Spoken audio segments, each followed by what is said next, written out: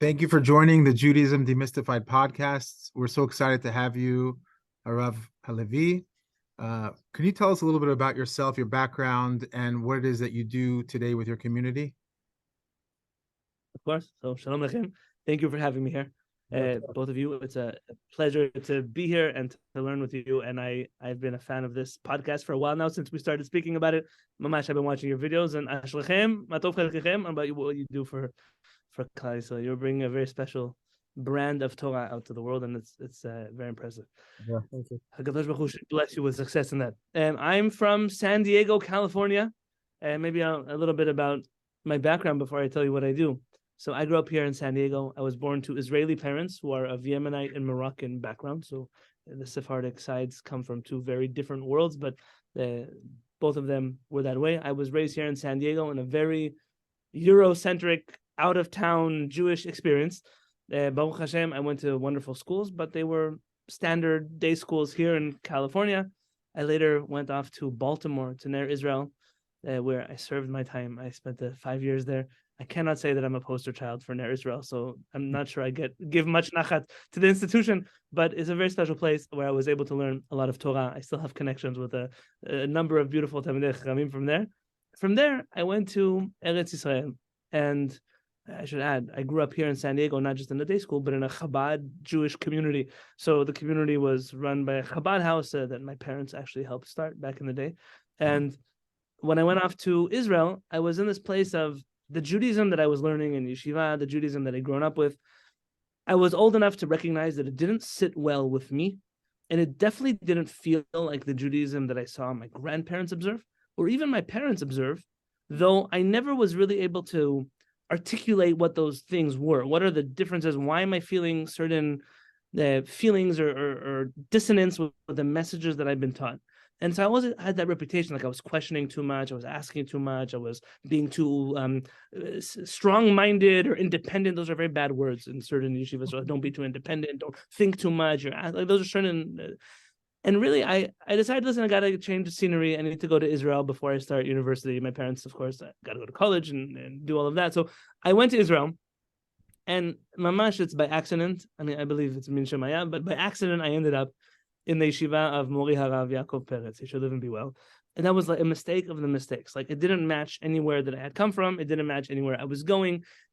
I hope that no one in the yeshiva hears this, but if I had to give a medal of the world's most dysfunctional Jewish institution, that would be the medal of honor that the yeshiva. Like nobody knows what's going on over there. Everybody's there. All kinds of people are there. And in all of that chaos, they've managed to send hundreds of rabbis around the world to do different things in different places.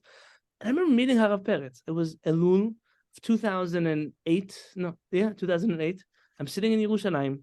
I come from a very rigid, what does yeshiva look like? What do rabbis look like? How do they speak? What do they say? What do they not say? And in comes Harav Peretz and says some like outlandish halachot. Outlandish in my context, of course, not in the context of halacha. I say, like, who does he think he is? Like, he can argue with Rabbi Yosef. Like, who's this guy? And I was like, certain mindsets were like from. I saw a Rosh Yeshiva take off his jacket in public, and it's like a capital offense in some places. And there's a lot of things were happening here. And I remember telling my parents, okay, after Sukkot, I'm just going to transfer to one of those American yeshivot where all my friends go to. And about 6 weeks in, because that was when Elul almost was finishing, and I said, why does he bother me so much? Like, what is bothering me about this guy? I said, this man is asking me to think differently than I've ever thought before. And that's very uncomfortable. It's so uncomfortable that I just don't want to do it. And I'm resentful at him for it. But what if I just waited a little more and tried? What if I just, let's try to think that way. What's going to happen? I should be open-minded enough. I'm a big boy. What's going to happen to me? And so I started thinking differently, and I opened up my mind and my heart to a different perspective, a different message, and I've never left. I've tried to learn Torah in many different places ever since, but I've never been able to feel the way that I feel inside of that particular Beit HaMikdash. And I thank HaKadosh Baruch Hu for that experience for two reasons. One, it changed my life. I could have been one of those dime a dozen Sephardic rabbis who are Sephardic only in their Sidur and the book of halachot that they follow, but everything else is pretty much not. And I don't mean anything bad about them, but I could have been that. I very much could have ended up there. But the second side is I thank HaKadosh Baruch Hu for that experience, because I understand just how hard it is to lose all the things that you believe in while still trying to find the truth. I know how difficult it is to have to reconfigure the way you look at the world and how you think of the world. And I think sometimes when we come to talk to people about Judaism being different than maybe the way they were told or the way they were taught or the way the community tells them to think, we're not so sensitive to that pain of transition. It's a pain of you're asking me to get rid of things that are so dear to me that I don't know what to do anymore. And I think because I went through that. And when I went through that and the sensitivity with which my teacher taught me and guided me and let me evolve into my own person without dictating too much and asking too much, that experience changed everything. After a while of studying in Yerushalayim, I came back to San Diego, California, where I was the rabbi of a small community. Things didn't work out well. They didn't like that type of rabbi in that kehillah. After 3 or 4 years of being there, I got thrown out of my face. And Baruch Hashem, that was a Thursday night. On a Friday night, I was sitting with my wife on my couch, and I told my wife, I said, I don't know what we're going to do. I got thrown out of my Beit HaKnesset. I don't have a job. I don't know where I'm going to pay rent from next month. I said, Mosei Shabbat, either we'll go back to Israel like we always want to do, or I'll find another Beit HaKnesset. We'll figure it out after Shabbat. It's Friday night. I'm sitting on my couch with my wife. I don't know if you say that I pray with my wife on the couch. I don't know if you're allowed to say that nowadays. I was sitting with my wife on the couch. We started praying Kehillat Shabbat. There's a knock on my door. I open the door, and it's 40 of my congregants at the front door. And I said, what are you guys doing here? I said, we didn't fire the rabbi. We'd go wherever you go. And at that moment, we started Kehillat Shaar HaShamayim in my living room. We were there for about 6 months. But this is my kehillah. They're the people that they came with me when nobody else was willing to go with me. And at that moment in time, I told them, I don't want to just be the rabbi of a community. I realized how fragile communities are, and that work is you invest your life, and then one day you have nothing, and there's a limit to what you can influence in the Jewish community through traditional rabbinic models of leadership. I said, if you allow me to open up my own nonprofit organization, Shiviti, I will always be a rabbi at the kehillah, but let me do everything else that I feel I need to do for the Jewish world.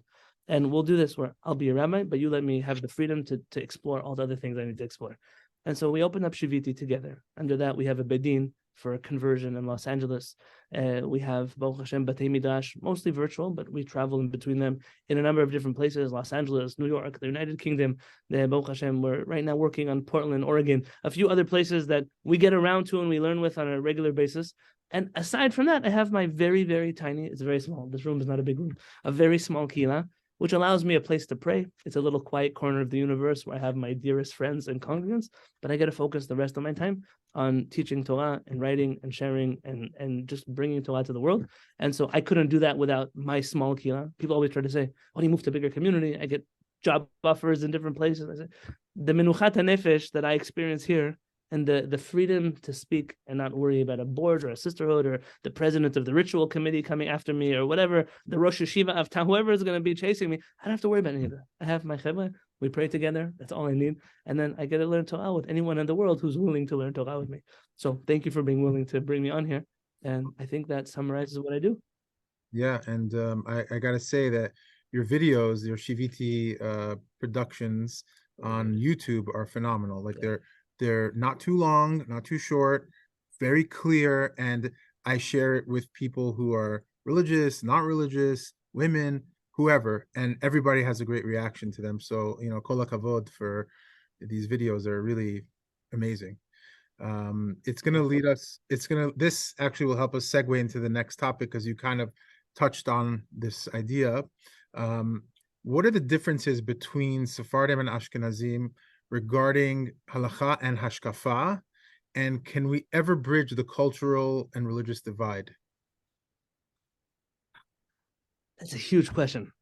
I'm gonna answer pieces of it, and please don't stop when I'm done. Like push me in the directions you want to go with it.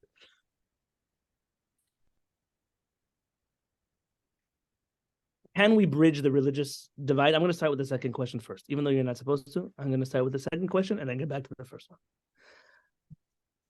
It has to do with what you started off with. I married the most non-Sephardic woman in the world. So, Baruch Hashem, Hashem found me my zivug. I married my wife, Devorah, who, I don't know why that makes sounds. I think I just disappeared.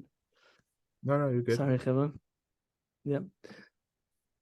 I married my wife, Devorah, who comes from Borough Park. Her father was the Menahel of Yeshivat Karlin Stolen of Borough Park for 50 years. And then he made Aliyah to Israel, not to Ra'anana or Herzliya or wherever else you might think. He made Aliyah straight to downtown Mea Shearim, literally right next door to the Satmar synagogue over there. Which Avera he did in his life that I'm his son-in-law, I don't know. But Baruch Hashem, I have the most incredible wife in the world. And our worlds could not have been more different. Forget just Sephardic Ashkenazi. You're talking about San Diego. You're talking about Borough Park and Mash. I was like, it's like worlds that as well. Yeah, they don't collide in any direction, like culturally, religiously, in any way you can imagine. And I think that we have the most beautiful relationship and home together. And so the answer is, can we bridge the divide culturally? I do it every single day of my life. Now, it's something that is possible. On a larger scale, it has tremendous challenges. And so as much as I think my relationship is incredible, and I think that our home is wonderful, I'll tell you a story that's personal, but it's important because it will illustrate what we're talking about.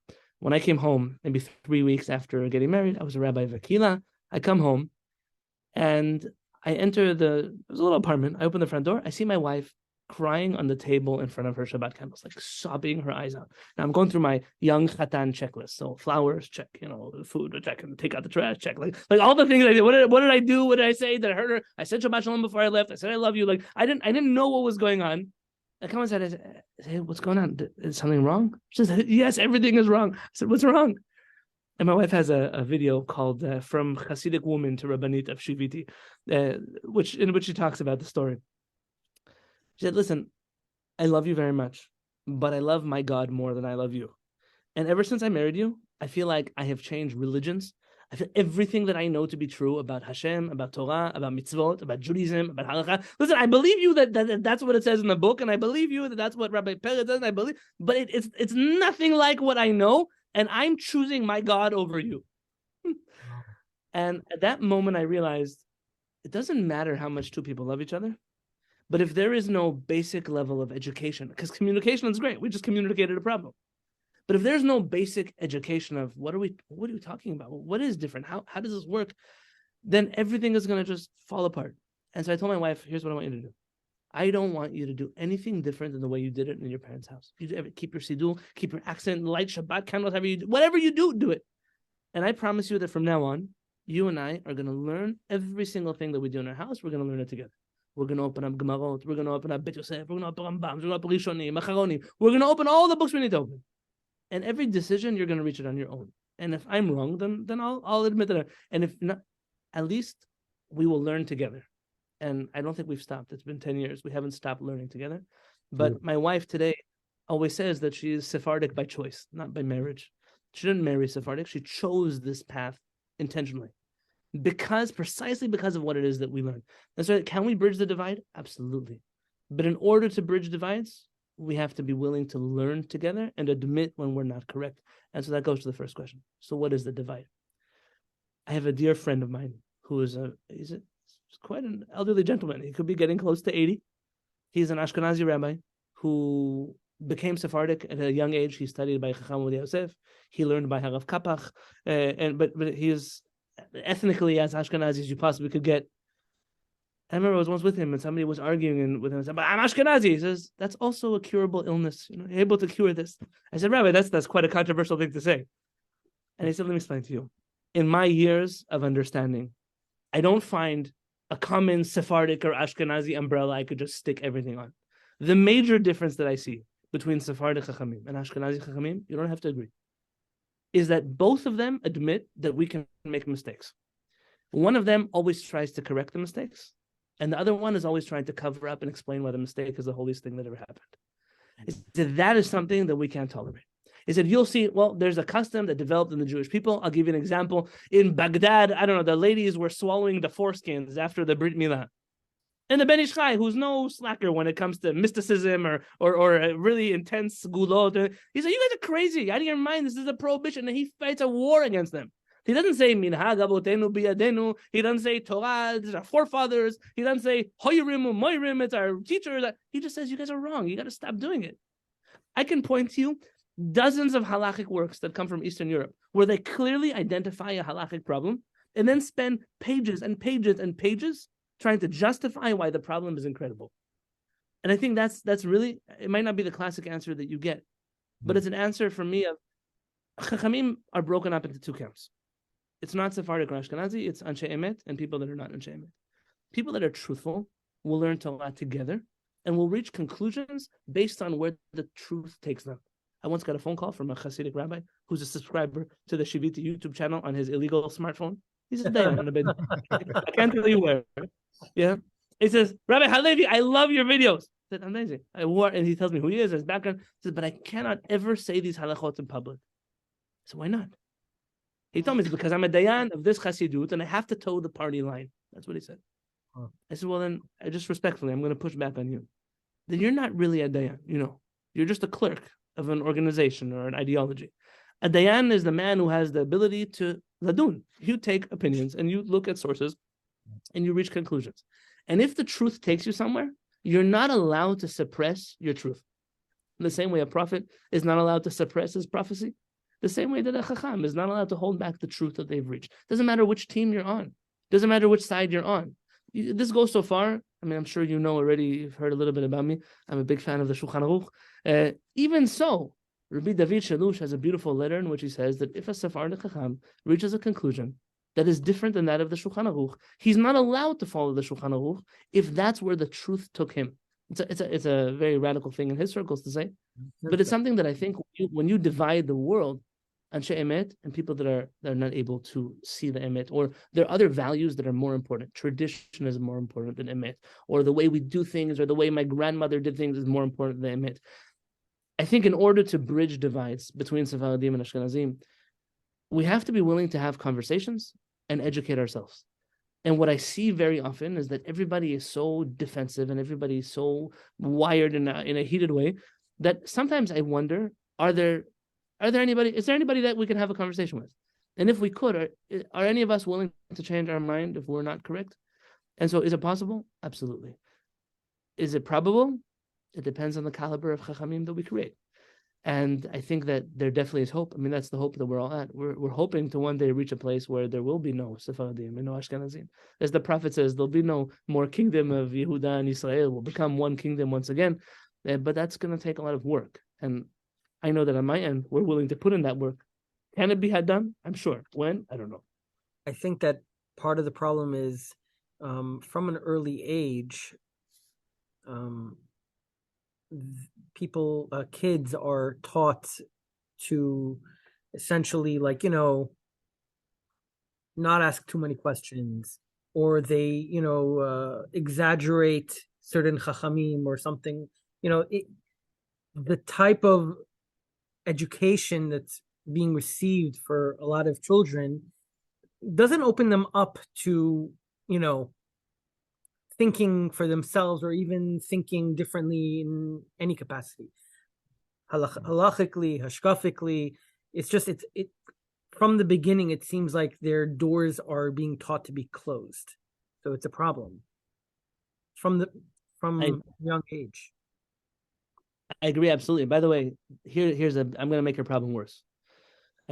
So at this age, you, I, whatever listeners you have on your podcast, have recognized that at a certain point we need to reassess the Judaism we were spoon-fed as children. And we've done it. We've done the work. Maybe we're still doing the work. Maybe we're still on that journey. But we've recognized that there are places we need to go, other ways we need to think. And then what happens? We, at the end of the day, live in the same Jewish community we grew up in, or we move to another Jewish community that's very similar to the one we grew up in. When we plug our children right back into the same system that caused us not to be able to think until we were 20, 30, 40, wherever that age was. And I see so many good people reach good conclusions, but then put their children right back into the same problems that created our inability to see these issues earlier. And so I'm not telling you that I have a solution. I'm telling you that I worry even more. Not so much. What is the alternative? I think that there's a danger. I'm going to tell you. The Torah's alternative is V'shinantam levanecha. At the end of the day, we have a responsibility to teach our children ourselves. It doesn't mean they can't go to school. It means they go to school, but they should know the primary source of education is home and to not be afraid to educate. The reason we're afraid of educating, twofold. We're afraid to confuse our children. And they're going to hear one thing at school, hear one thing at home. Yeah. And the second fear is, what are the children's teachers going to say about us? Mm-hmm. And I'll tell you that I've experienced both. So one of my children, when he was in preschool, they made a Tu B'Shvat Seder. Now, listen, I've got my own videos on Tu B'Shvat Seder, so let's just leave that right now. But that's what they did at school. Every parent had to sponsor something. I was the genius who said, let me sponsor the fruits for the Seder, the most expensive thing I could. And I sent, you can imagine, like all the fruits I could find in the grocery store. My son comes back from school heartbroken because his non-Jewish teacher told him that I sent non-kosher fruit to school. And I'm like, what is non-kosher fruit? He said, the raspberries that you sent to school are not kosher. Now, in my head, I'm still thinking like in halacha, like what is not kosher? And then I realized school has a policy that there are certain fruits that are not kosher. Who enforces the policy? The non-Jewish preschool teacher, because that makes a lot of sense.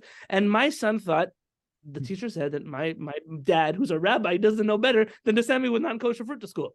And that's I remember the kid who told their classmate of mine who had a daughter in my son's class and said, listen, just don't share from Mr. Halevy's lunch because the food he sends to school is not always kosher. Like we suffer that cost, and I can't tell you that it'll ever change. I have a dear friend. He's a Sephardic Hakhamim. And he says, listen, I send my kids to a school system where they come home being educated that I'm a heretic. But what can I do? That's life. I don't agree. But the other problem is we're afraid of giving conflicted messages. We're afraid of teaching our children one thing at home, they're going to hear something else. And so I think that there's most toilet in sharing, that I think that children are not as stupid as we think they are.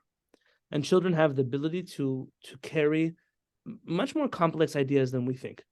My son, all my sons, my daughters too, they're getting bigger already. They know that at school they tell us one thing, and at home we learn another thing.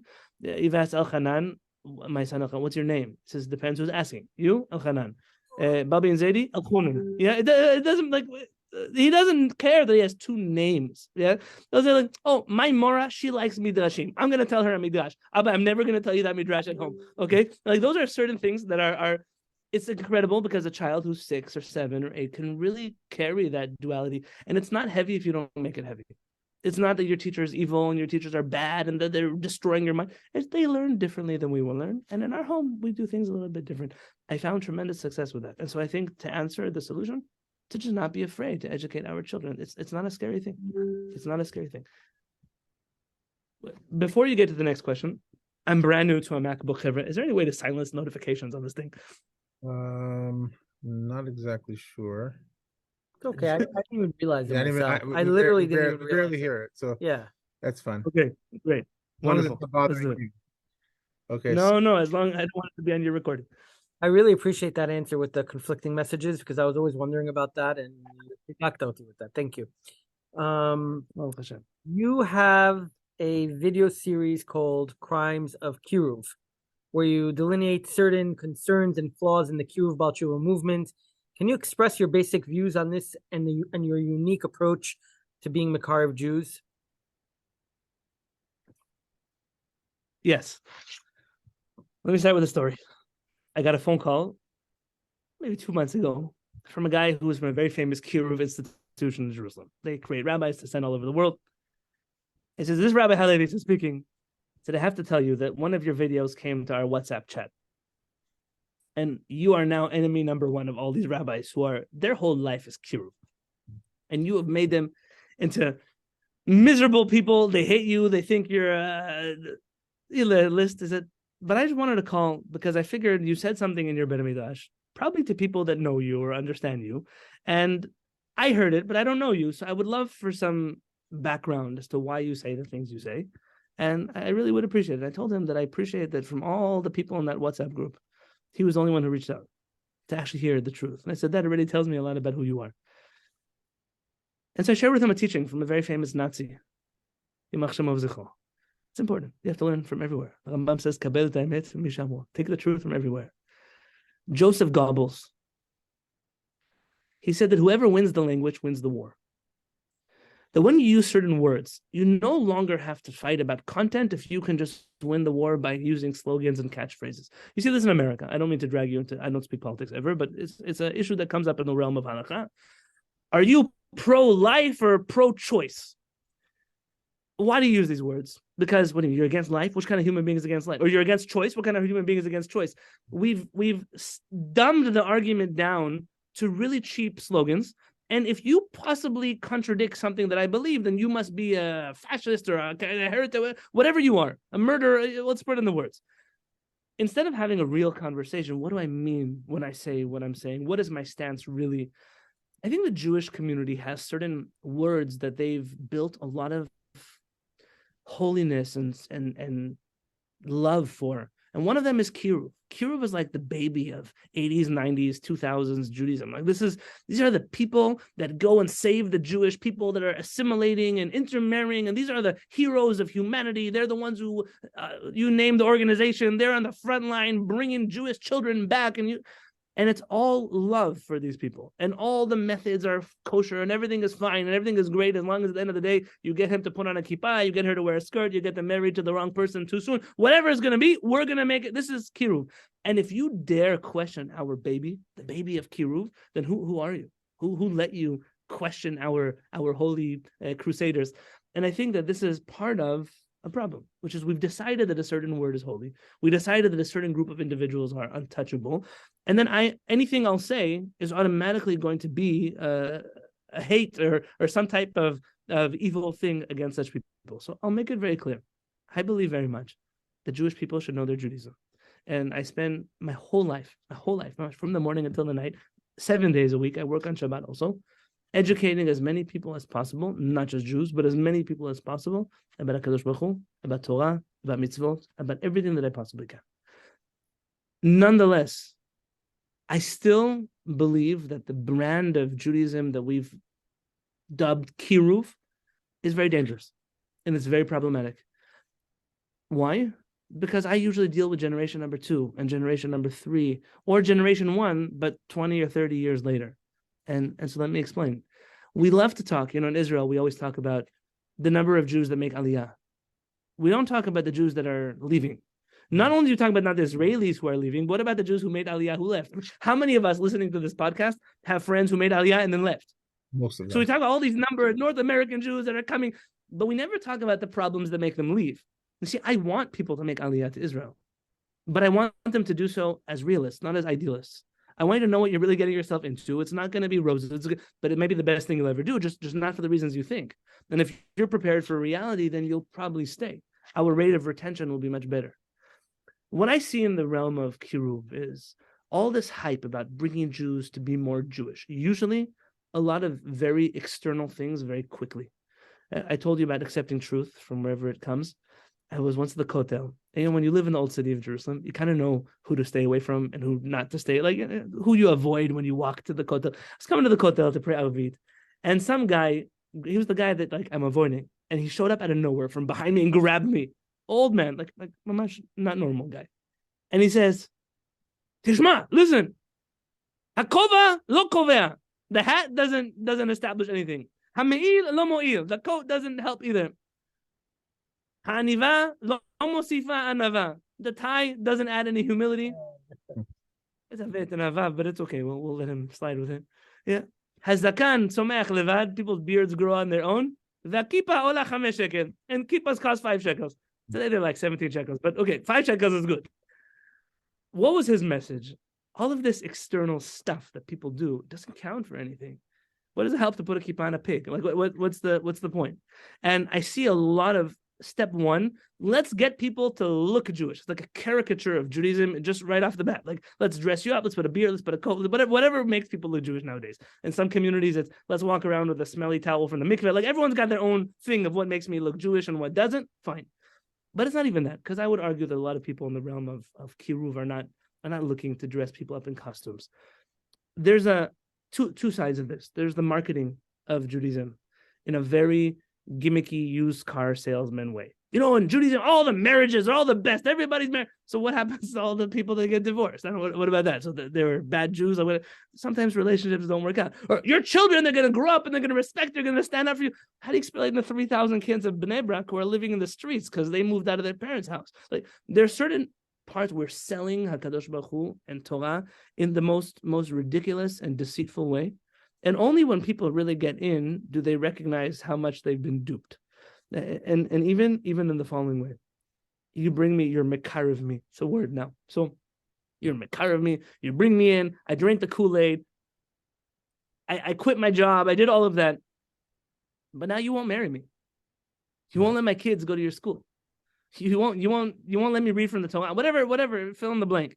I'm a second class, third class citizen. I once met a guy, a Breslov Chassid. Today he learns in Shiviti. His father was one of the original Breslov or Baal Teshuva, I can't tell you where, but in a certain major community. And I said, so who's your dad? Like, what family do you come from? I said, my dad. My dad is the Baal Teshuva who wasn't good enough to get Galila. That's what he said. Which, if I'm going to translate from Ashkenazi terms to English, my dad was the guy who wasn't good enough to even get the most basic honor that you give to children. And he grew up knowing his whole life, I'm a second-class Jew. For the very simple sin that my parents weren't born a certain way or to a certain crowd. And the elitism of that, it stinks of anything that I can't handle in any case. In Judaism, it's about not dividing and not separating. And this is another artificial separation that we don't talk about. We don't talk about the crime of what Kiruv does, even in social hierarchies in these communities. But let's say that all of that's not true. Let's say all of this is just my imagination and it's one person, it's 5 people. Fine. I'm looking at the life of the person who became observant. There was a rabbi that I used to teach for in Jerusalem. He was actually a Mekuban. So, I know we're not Kabbalists in this platform, but he was a Kabbalist, a different variety than what you're familiar with. And he once was sitting with me in the old city. We're looking out the window. So you see all those guys over there from that yeshiva where they're all becoming religious? Yeah. So do you see how miserable they are? I said, they look pretty miserable. I said, do you know why they're miserable? I said, why? Because these are smart people. They're academics. They're professionals. They're intelligent people. And they, in their intelligence, their intellect, they reached the conclusion there is no God, there is no Torah, there are no mitzvot. Then they came to some seminar where they proved to them in 2 hours that there's a God, there's a Torah, whatever the gimmick they marketed there. And now they're forced to believe in something they hate. And they're walking around like miserable people all day long because they believe in something they hate. The Judaism, when you see a person's Torah and it makes them miserable people, so how can a person really be happy then? What do I mean by miserable people? You take away a person from their family. You change their name. First thing, you become observant, you change your name. You're no longer Mike, now you're Malkiel. I don't know. That's his name. Okay, Mom, don't call me Mike anymore. I'm not Mike. I raised you. I gave birth to you. What do you mean tell me what your name is? No, you're not Malkiel. Okay, fine. You're Malkiel. Yes. Mom, I'm not going to eat in your house anymore. What do you mean I'm not going to eat in my house? Nothing. I can't even drink water from your cup. So now you can't eat in your house. I want you to pay for my lifestyle. Why? Because I'm going to get married soon. I quit college to be here in Israel. I'm not going to finish university because university is bad. Yeah, I'm not going to go get a job because I need to learn Torah all day long. And then what do? Mom, I expect you over there in Oklahoma to support me here in Jerusalem or whatever else it might be. And we create a whole world of people who are disconnected from their families, who are living a life that is completely different than what they lived beforehand. And it's all under the guise of religion. And between you and I, we know the type of Judaism they've been taught. There's a very juvenile and very, very simple Torah. And all around, I see resentful, sad people, even if they don't recognize it, because they drank the Kool-Aid and they think they see the light. But it's generation number 2. Look at the children. Look at their personal lives. Look at how they operate and act. I see people that really wanted to get close to HaKadosh Baruch Hu, well-meaning people. But I see an establishment that was out to missionize to them. Let's get some numbers. Let's count you. Let's bring you in. And after that, let's drop you like a hot potato. And I'm generalizing. Everything in the world is a generalization. Are there exceptions? Of course. Are there rabbis that are exceptions? Of course. Are there people that don't have that experience? Of course. I'm not telling you that everybody is that way. When I see that a person comes to Torah and mitzvot and they have to abandon everything in their life, their names, their languages, their place of living, their ability to make money, that whatever that is, all in the name of getting close to HaKadosh Baruch Hu, I see tremendous tragedy and disaster. And nobody studied the psychological ramifications of this. Nobody's studying the social ramifications of this. Nobody cares to see what happens with all the other problems that can come. So now I have a guy who, he keeps Shabbat and eats kasher. That was worth it? It was worth uprooting someone's whole world, their whole life, because of Shabbat and kashrut? I have a hard time accepting that. And forgive me if I spoke too long. No, that really resonates with what we are always talking about. We had a podcast with Rabbi Mark Wiles where we discussed, the pros and cons of the Kiruv movement. And I think actually you touched on it in a way that's even deeper that we didn't even get into, which is that there are people who they become quote unquote religious through Kiruv movements. And they, after like 5 years, if they're living in a community, if they're not living in the insular kind of bubble, and they're just living in like a regular community, let's say in the UK or somewhere else, not in Muncie, they're not going to know what hit them, and it's going to happen most of the times. They're going to have a lot of confusion, resentment, and they're going to feel like outcasts. And I think that just treating Judaism kind of like a numbers game, like, oh, look how many people we can get on board, it's extremely it's sad to see, because Judaism isn't about the numbers. It's never been about the numbers. If it was, then Christianity and Islam, quote unquote, won, right? Avraham Avinu was one man against, the entire world who thought differently. We're not just, this isn't about the numbers. So what I would ask you is, how can we refine Kiruv? What can we do to kind of improve this? Because there are some good parts of it. Before you answer, I want to say one thing about, for example, like Torah codes. There was something that they were promoting for many, many years, and it's like you mentioned, it's a gimmick, and it wasn't proven, and it was actually proven, it was debunked later on. They did the same, kind of things with Moby Dick and all that. And I think Aisha Torah and all these other organizations stopped promoting it a lot. They're doing it a lot less. And the risk is just like attaching yourself to like a figurehead, a specific person, or a specific idea that's not really based in our tradition, not really based in Torah itself.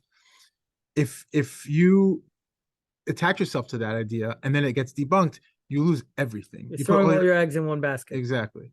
So it's extremely, and it's a pretty superficial basket. I mean, what does that even mean? Because of the Bible code, now all of a sudden have Yirat Shamayim. I don't know. It doesn't even. It sounds like just.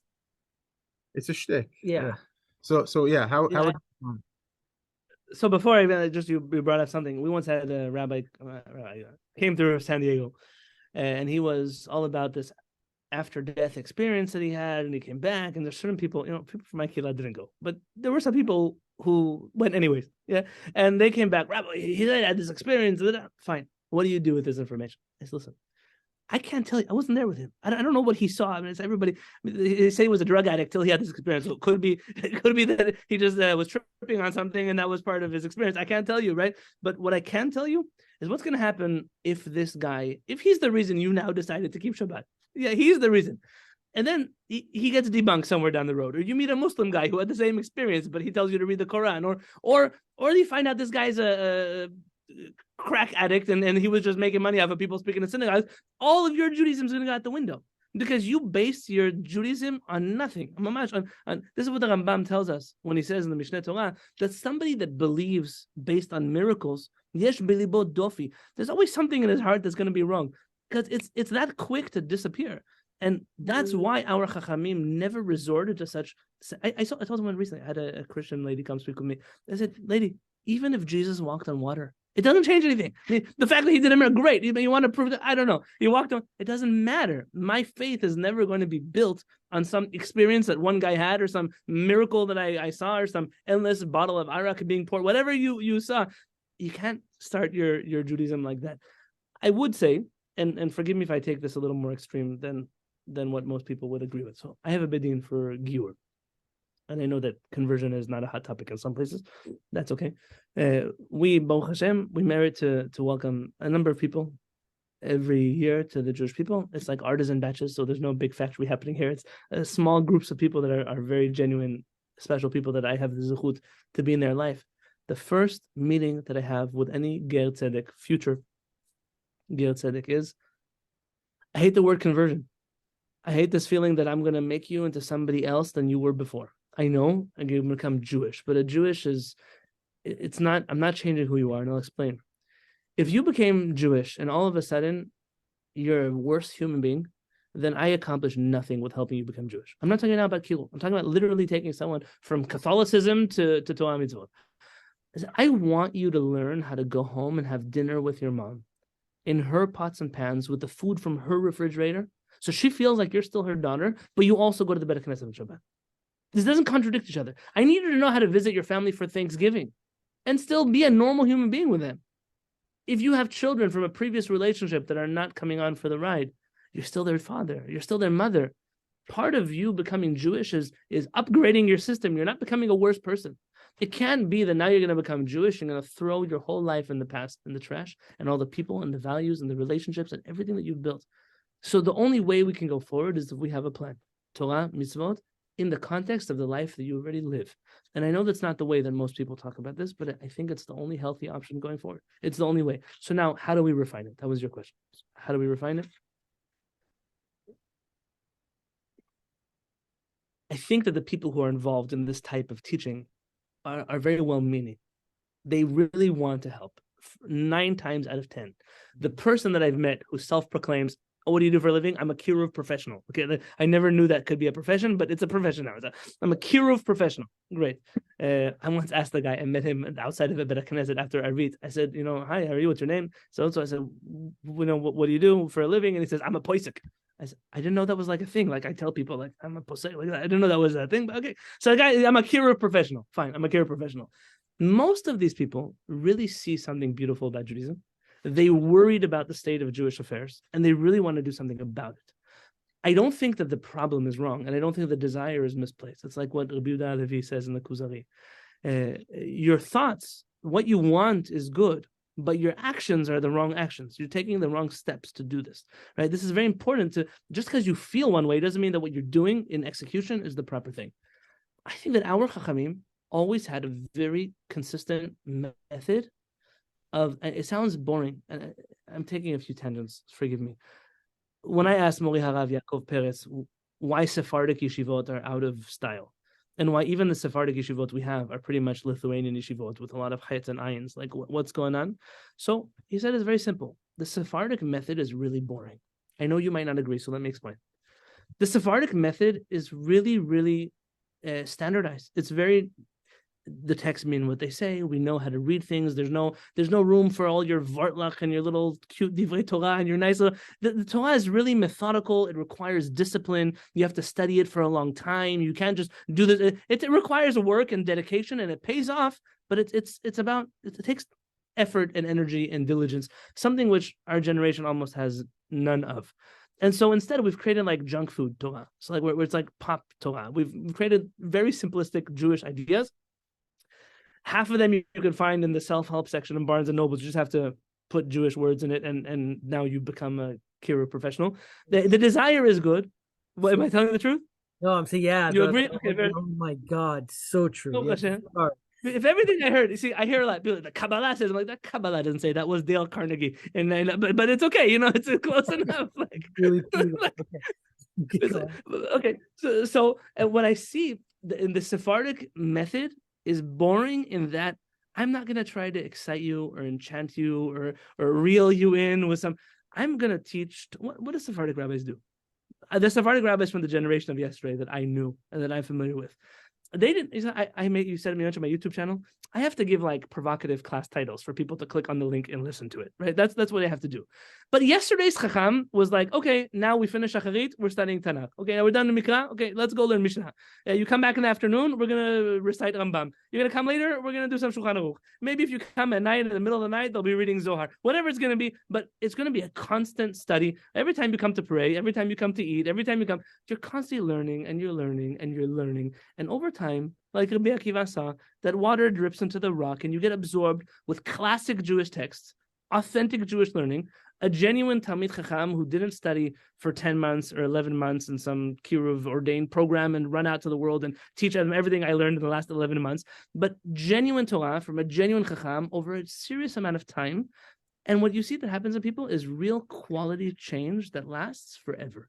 Not things that they don't disappear overnight. I don't abandon them overnight because they didn't take them overnight. They didn't happen to me overnight.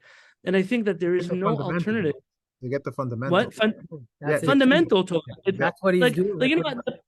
Yeah. The bus driver that took me to Yerushalayim a few years ago on Purim, he was a Yemenite guy. Yeah, no kippah, no nothing. He read to me we left until we got to Yerushalayim. It's an hour and 50 minutes. I was in the Mecheva. He just started from Bereshit and he went. I think he was halfway through Shemot. I don't know where he went. He just went. His father made sure he knew Mikra well. That's what his father wanted from him. It doesn't matter if you're going to be a bus driver.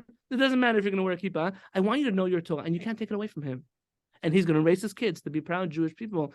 And it's not going to disappear one day because he heard a YouTube video that shattered his faith. And I think that the alternative is something that requires a lot of work and patience and no gimmicks and no tricks and no marketing. And if I have to resort to a term of Chacham Fa'ur, I'm going to tell you it's enough of the poets and the scribes. the poets and the you know what I'm talking about, and more, no magicians. We're not working here. It's not a show, and more than that, it's a gentle persuasion.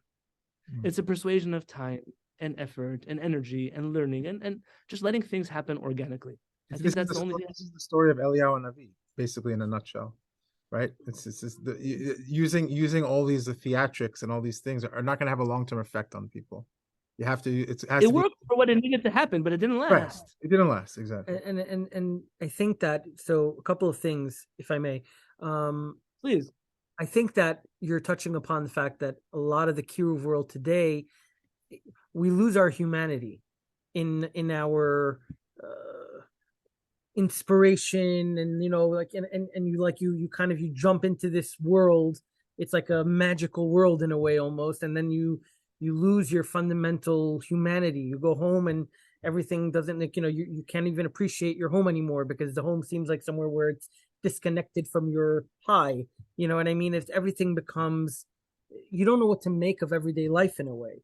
The way you're go more than that. Forget I'm interrupting you, but go more than that. The first thing I learned when I signed up for that halacha 101 course is I'm 35 years old and I never knew there's an order in which way to put my shoes. I didn't know that's a right shoe and left shoe, and so all of a sudden here I am. I'm a PhD, but I don't know how to put on my shoes. And so what does that do to me? It tells me I don't know anything. I have to erase my brain and start over again. And that's the most dangerous thing a human being could do in his life.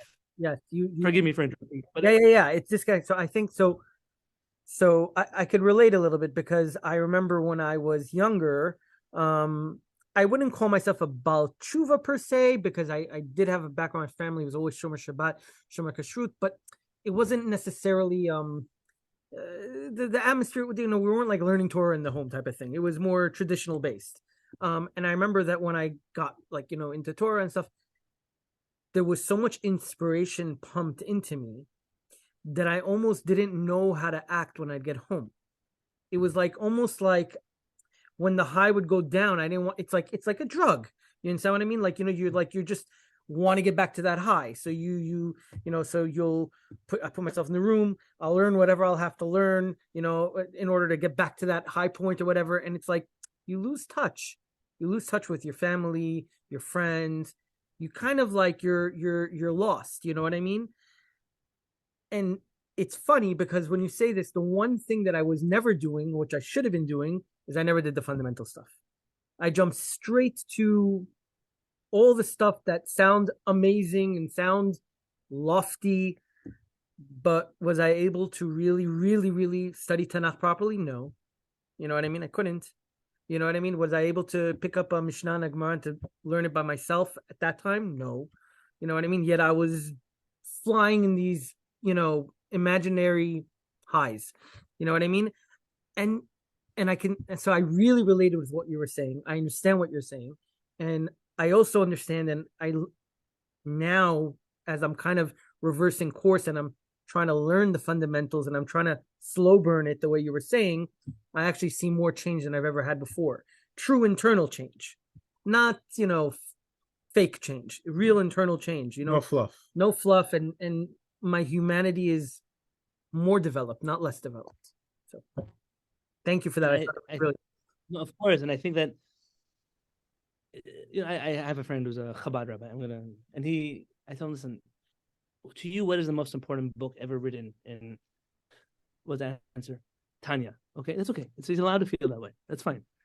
I said, tell me, if the Tanya is the most incredible gift to humanity that Hashem ever gave to us, so can you just tell me why you teach that to every single person who walks through the front door? Don't you think you should teach them how to read first, or learn a little bit of sheet first? Let's say I agree with you that this is why do you teach calculus to people before they know basic arithmetic? According to you, and what I see is that people are, let's feed you highs, and then the rest will kind of fall into place, but never falls into place. All that happens is the high disappears. And I have a friend who recently was looking for a job as a rabbi, and they said we need a rabbi who can also run the youth program and can infuse it with ruach. Now, ruach is American English, Hebrew for inspiration. And he called me and said, what should I do with this information? I said, the only kind of ruach I know, the person goes, ruach, I don't know, ruach. But what does it mean to infuse people with ruach? Is literally nothing. There's nothing of substance. You got people high, Shabbaton, they come back, and then Sunday hits them, and then what happens? Monday, work happens. What happens? Tuesday, my wife fights with me. Then what happens? I have nothing to go with because the Ruach doesn't help me then.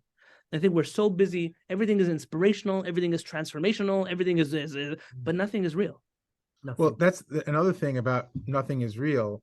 The kind of mystical approach in Kiruv, which is very common as well with neo-Hasidut and all these things, is that it kind of places reality as almost like what you see is not real, and there's something deeper going on. There's a different reality under the surface, and what happens is it takes people out of out of touch with what's actually happening. Yep. So they're so focused on, and I think the Torah actually is very careful to keep us away from that kind of thinking, because it's always like, it doesn't talk about Mashiach, the next world, doesn't talk about Olam Haba and resurrection, because we're supposed to focus on what's happening now in front of us, right? We're not dealing with the afterlife here. We're dealing with what's going on right now in front of us. One step at a time. And the famous Paitanim, the Beatles, they wrote all about Lucy in the sky with diamonds and all kinds of fantastic things that people see. But at the end of the day, it's nothing is real, nothing to get hung about. There's a certain, what you're seeing, people are living in a false reality. You mentioned something to me. And I want to say, I don't want to mention the other name of the person in the story, because today in my old age, I've learned their crimes and what they've done to people. There's a famous Kiruv celebrity of yesteryear. And he once met Rabbi Tzvi Yehuda Kook, the son of the famous Rav Avraham Yitzchak Kohen Kook. See, I heard you're very successful in America with Kiruv, and you're getting even the hardest drug addicts, you're getting them off of drugs and into the Batei Midrash and school. Tell me, what are you doing? He says, what do you teach people? Like, what do you teach a person? He says, I teach them, and he mentioned, I teach them Hasidut of Ishbitz and of Breslov. Okay. That's what he said. And don't guess the person, please. And Rav Tzvi Yehuda Kook, he said, I understand. So you're just replacing one drug with another drug, and that's all that's happening here. And what I understood from his answer was, there's no chokhmah to if you're tripping on this, I'll come trip on that instead. Like there's no I'm not putting down Hasidut and Kabbalah. I'm not in that realm. All I'm saying is, at the end of the day, there are basics that we all agree on and that many people don't know. And that's the only thing that fortifies a person and builds them. And I really, really think that Sephardic Judaism was lost to the sensationalism of this whole, and forgive me, it's not Kiruv. So what is Kiruv? Kiruv markets Orthodox Judaism to the world. And if there's anything that Sephardic Judaism is not, it's not Orthodox. And we can maybe talk about that if you like. But for right now, Orthodox Judaism is this whole Judaism that is being marketed by Kiruv salesmen. And it's the antithesis of everything that we know in the world. I'm not even talking Andalusian Sfarad, old Sfarad. I'm talking about Sfarad like 50 years ago. The old man who sat in the back of the Beit Midrash, and he knew that now he's finishing his Chok Israel every day. What is Chok Israel? It's every person every day after tefillah is learning basics. What does the parasha say? What does the Nevim, what does the Ketuvim say? What does the Mishnah say? What Talmud say? Fine. So he read a little bit of Zohar. Okay. So he read a little bit of Musa. Fine. At a certain point, you've been doing this for so many years. You can't take away from me the Torah that I know. The problem is that I don't think we've marketed real Torah properly. And I think that a lot of what we do is like what we keep it to ourselves. Our Chachamim tells, don't hold this to yourself. There's also part of. I'm so sorry. Sorry to interrupt. No, I would just please interrupt. My wife once told me, I said, why do you interrupt me so much? I said, if I don't interrupt you, I'll never get a chance to talk. So please. No, I want to say that there's also, I've noticed in the Kiruv world that there's it's alarming how little Torah is actually being taught. It's alarming. It's almost like they don't trust the Torah to do the job, but Hashem entrusted the Torah to do the job. If we learn Tanakh, we learn that should do the job because that's what Hashem gave us, right? So it's almost like you're using all these other things to get to the thing that you don't even trust for it to do its own job. Gimmicks. Meaning, that's what, I was once with Mori Harav Yaakov Peretz at a rabbinic convention. Some rabbi got up to tell a story all about how the soldiers were in Gaza and Eliyahu and Navi appeared, some sad story like this. And Rav Peretz stood up. He stood up, and he's a man with a lot of Yirrat Shamayim. So he's like, he got up, he started speaking to this man and said, "Are you lying to people in public? Are you not embarrassed of yourself?" He said, "No, I want to be mechazek." He says, "The Torah lo zkuka lashkarim shelcha. The Torah does not need your lies. Someone who knows the Torah will sell itself. The Torah doesn't need you to lie for it." And then those words have always been like etched into my mind. We don't need a lie for the Torah. The Torah, if I believe what David Hamelech, if I believe that the Torah is the most beautiful gift that HaKadosh Baruch Hu ever gave us, then why would I try to sell it in a way that is deceitful, in a way that isn't real? And this is, like I said, I want to reiterate, those who are doing this work really genuinely want to do good. Part of what you said is how little Torah is being taught. I want to just push back on that. And that is, you have to ask yourself a question: how much Torah needs to be studied in order to become such a professional? So how much, if I have 2 cups of water in my water bottle, but you have a big jug, I can't fill up your jug because I only have 2 cups of water. If I expect that in a 10-month program, 11th month, whatever it is that people are studying nowadays to get semicha, then and that's all you learn, I mean, what happens? They became a rabbi at the age of 20, 22, 25, whatever that's going to be, and they've never cracked open a book since. They've never learned Torah since. So I gave someone a credential. There's no continued education. There's no, the beard got bigger, sure, maybe the coat gets longer, whatever happens. But at the end of the day, the brain is just as small as it was then. There's so little that can possibly be given. It's just regurgitation over and over of the same ideas, the same old.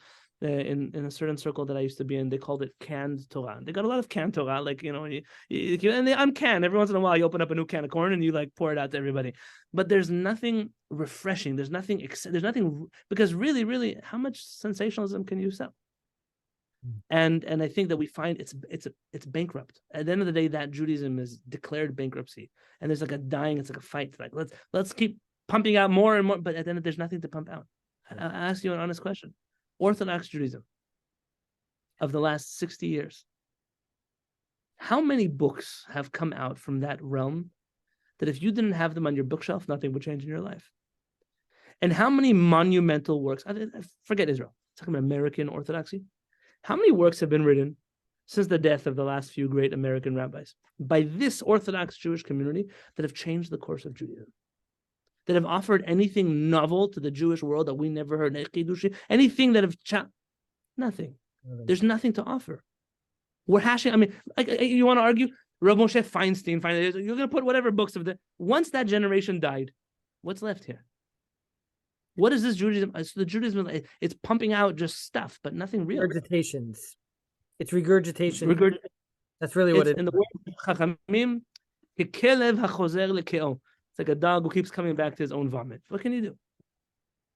Yeah. And then you get surprised why people find inspiration somewhere else. Listen, I meet some guru from India. The guy's actually been meditating on a hilltop for 22 years. He might be crazy, but he actually put in 22 years of work. The guy knows how to explain something in a sophisticated. He actually knows how to speak English. It's something incredible. He can formulate a sentence properly. That's something I didn't see from half the rabbis I knew once upon a time. So there's something that we're lacking, and instead of addressing those issues, we're always trying to let's market it better, and then do more sushi, buy the Parsha class, and everybody will come. Well, there's also let's do some martini, Hanukkah, and the menorahs. I think the feeling, there's a general feeling that no matter how far we grow or how much we grow, we can't ever be. We're taught like we can't ever be this rabbi or that. You can't question that rabbi. You can't. And the tradition was always, that's what being a rabbi is. It's that you're studying and you can question things and you can develop more new ideas. And I feel like today, this is kind of like we're dissuaded from thinking outside the box and having chidushim, and it's kind of like you're put down right away. Oh, how dare you even have your own chidush? We were talking to Rabbi Foreman on the podcast, and he was saying like he had all these chidushim, and they're like, how dare you? People in the beginning were had a problem with this. How dare you have these? Who are you to have these ideas that go? That the Chazal didn't bring up. It's really mind-boggling. Say the people who mention all the ideas that Chazal never could have dreamt up. Yeah, but this is something I'll just say. In Hebrew, we say hadag masriach ma'arosh. The fish always thinks from the head. What do I mean? Chachamim, in the words of Chachamim, it says vayhi b'mei shefot hashoftim. When the judges judged, our rabbis say whenever you see a generation of Jewish people that has problems, go check the leadership of the Jewish people. That's always where the problems are. I have 2 articles online called Rabbinic Violence. And I discuss some personal rabbinic violence that I've experienced over my years of being a rabbi. And I always reach a common denominator. And that is that I was trained by a very different type of chacham.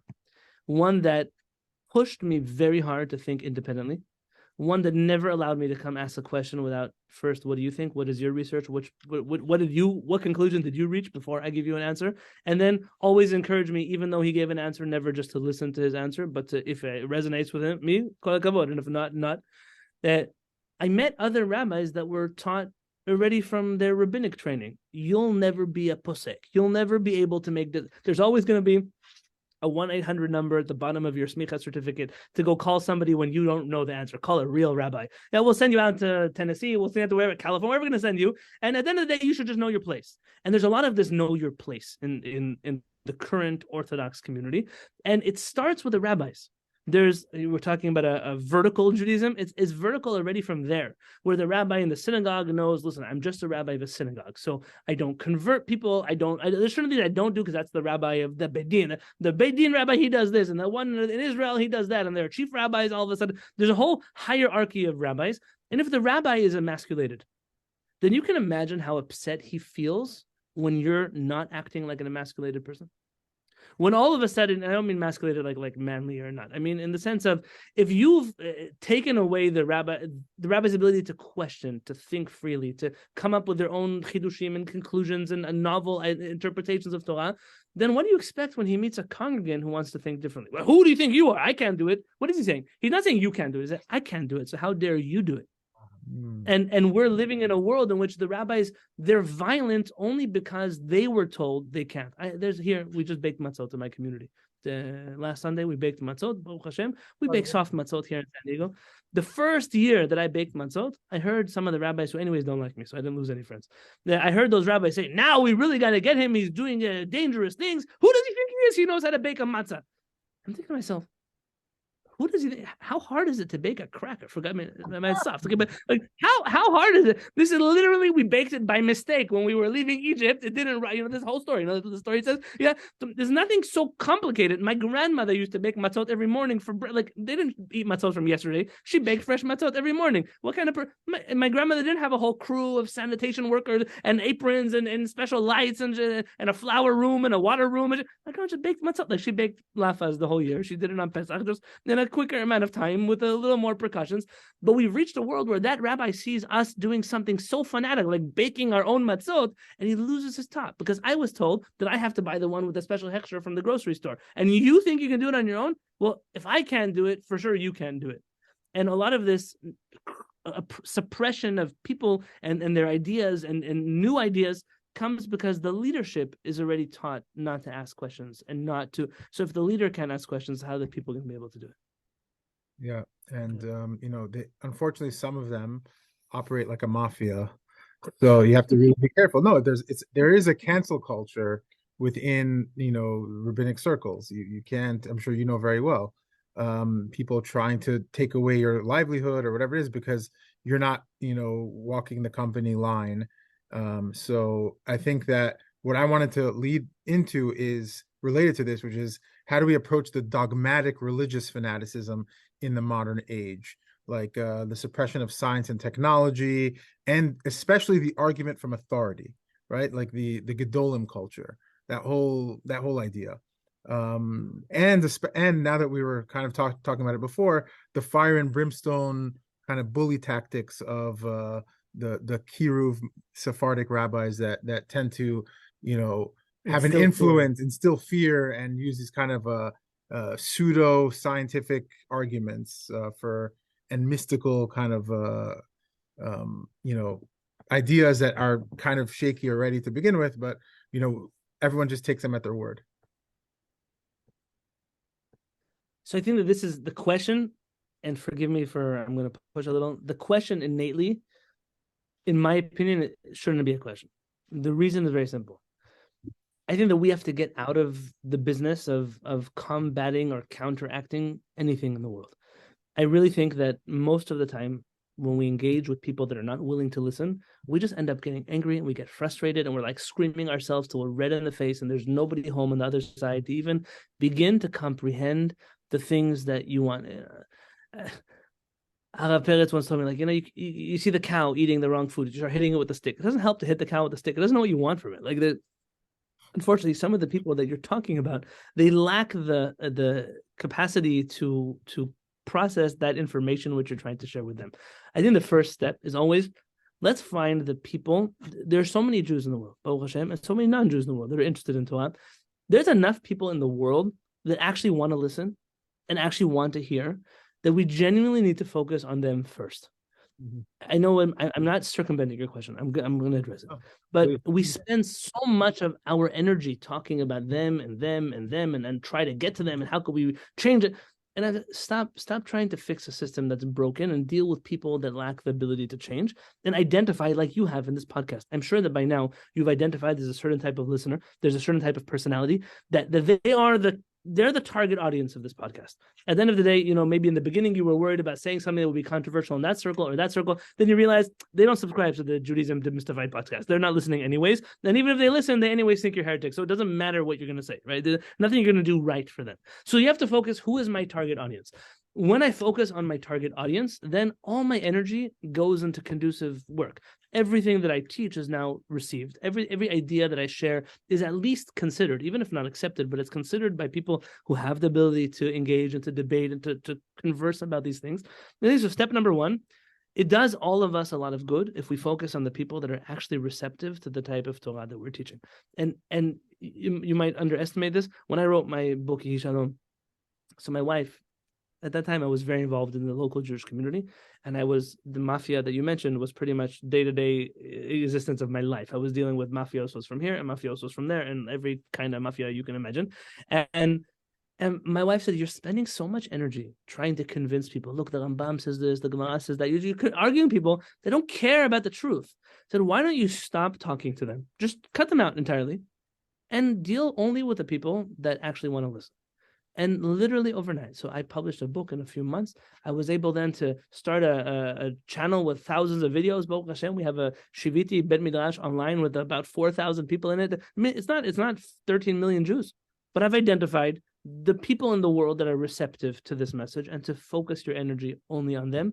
And you do a kindness. Why? Because nobody focuses on them. These are always the people that are left out of every Jewish conversation. So finally, we're able to include them like you do here. You're including people that otherwise don't have a room in the Beit HaMikdash. There's no chair for them in the Beit HaMikdash. The second part of this, I think, comes naturally. So I really, if you haven't picked it up by now, I'm a big fan of things happening naturally and organically. And it's not because I live in California. It's just in general, it's my approach. I am the type of people argumentative and fights with people. Really, really, I don't care what other people do. I don't. I want the people that do things right to feel free to do them. So I will fight only for the reason that we don't live in a Spanish Inquisition, that you're not going to hunt down the members of my Kehillat anymore because they don't keep kosher like you, or they don't pray like you, or whatever, they don't believe like you. So that we'll fight for. But at the end of the day, when you have something strong, when you have a strong group of people doing something together, inevitably it attracts all the people that light attracts. In the words, if we're quoting from all over the place, Harav Kook, the father, I'm quoting more Ashkenazi rabbis than Sephardic ones. Harav Kook, the father, he once said, "Hatzadikim hamitim, the real tzadikim, enam kovlim al harisha ela mosifim tzedek." They don't complain about evil; they just add righteousness. Enam kovlim al kefira ela mosifim emuna. They don't complain about heresy; they add faith. And he had a few more things like that. So much of our energy should not be spent on fighting, but to the contrary. When I add light to the world, I become a lighthouse. This group of people, this Beit HaMikdash, this podcast, whatever it is that we're dealing with, the school, this will attract people inevitably. The people who are disenchanted and the people who they'll anyways get burned out from there. It's a matter of time. And if it's not them, it's their kids. They need a place to go. And you need to be the one to build it. And all of our energy should be focused on that. How to counteract it? Just with good. Somebody who's eaten garbage food their whole life, and they come to a gourmet restaurant, there is a chance they might not appreciate the food. It could be. There is such a chance. But at the end of the day, when I taste good, healthy food, I can't help but say, I like this stuff. I don't want to go back to there. And we just need to offer opportunities as much as possible, as often as possible, for people to taste healthy Torah. And when they taste healthy Torah, you really spoil it for them, because they're not really able to go back to the potato chips they were eating before. How can they even compare? It's not comparable. When I learn from real Hakhamim, I read real texts and I see these are life-changing ideas. I'm not able to then go back to that class, that seminar, that whatever event it is. And that's something that we can do, and you're already doing it. And lastly, about the fire and brimstone rabbis. I know you had an opinion about the simple-mindedness, and I agree. I don't disagree. I can't tell you that I can logically explain why, if someone comes and tells you, you're going to go to hell, you're going to come back as a reincarnation of a cat, you're going to burn in boiling feces for eternity.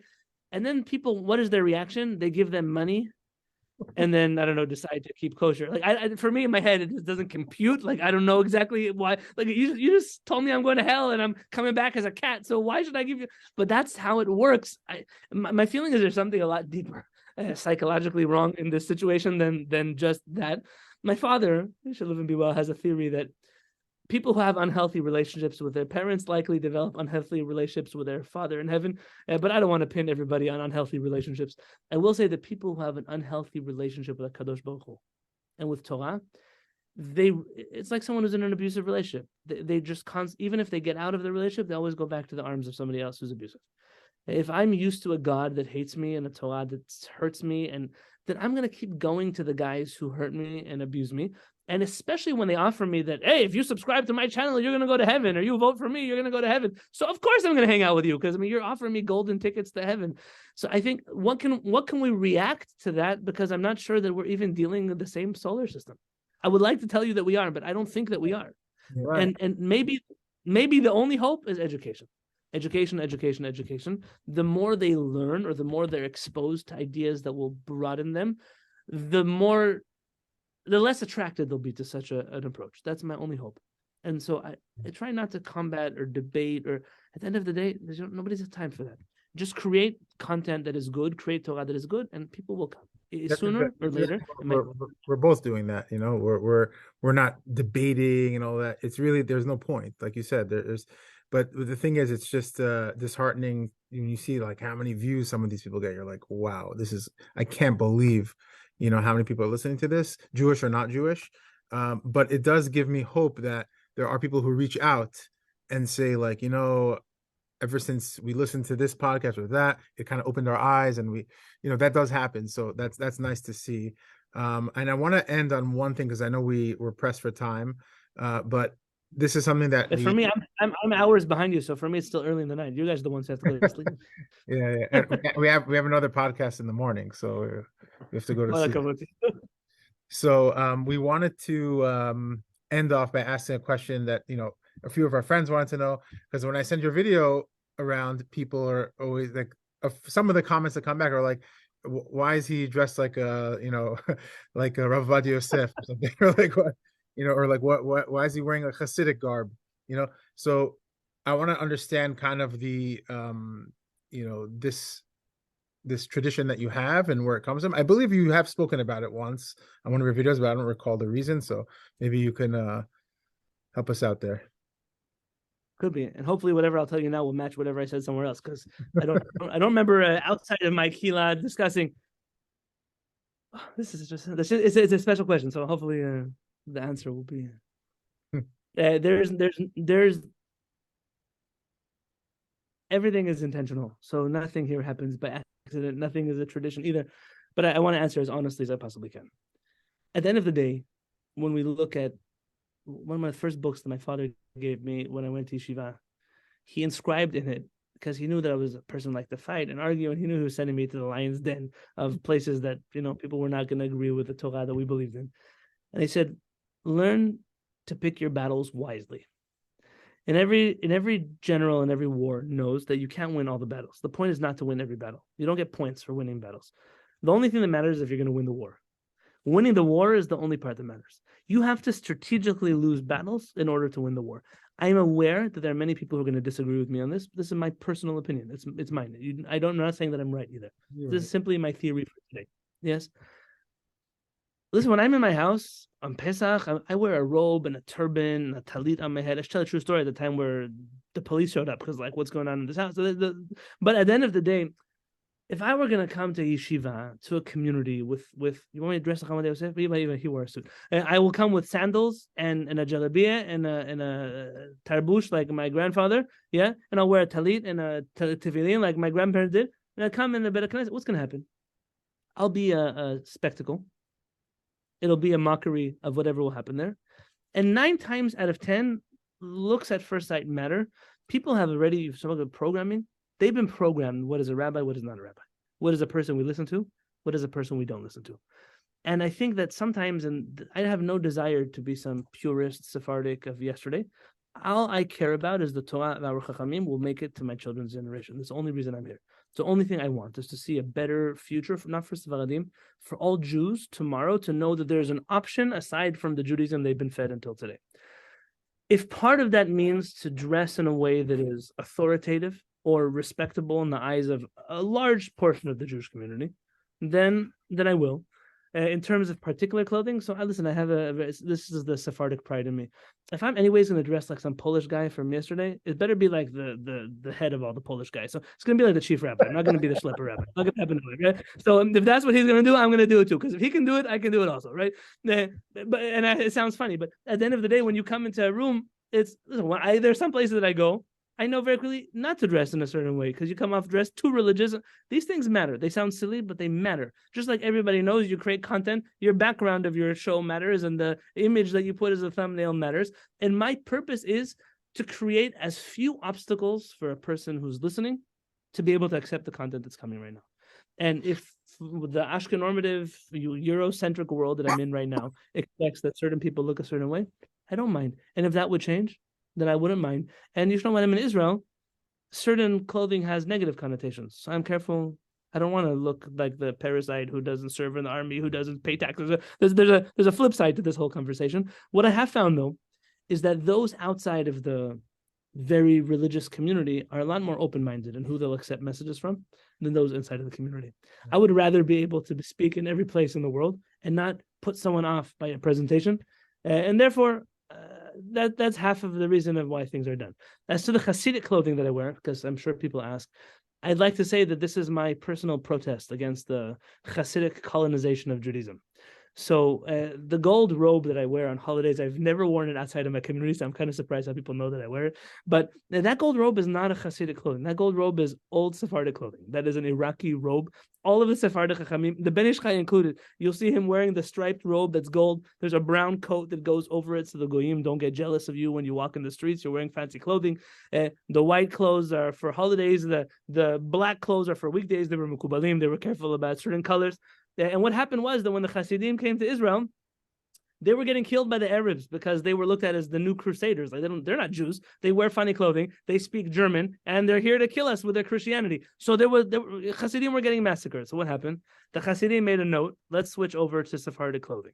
And that's how all these Hasidim in Yerushalayim got gold jalabiyas and other big belts. They all took over the clothing. And what happened? The Sephardim, come the rise of the state of Israel, all went to Ashkenazi yeshivot and came out with black hats and suits and everything else. And it's kind of like what one ancient African chief said, is that, when the white man came to my land, he was holding the Bible and I was holding the land.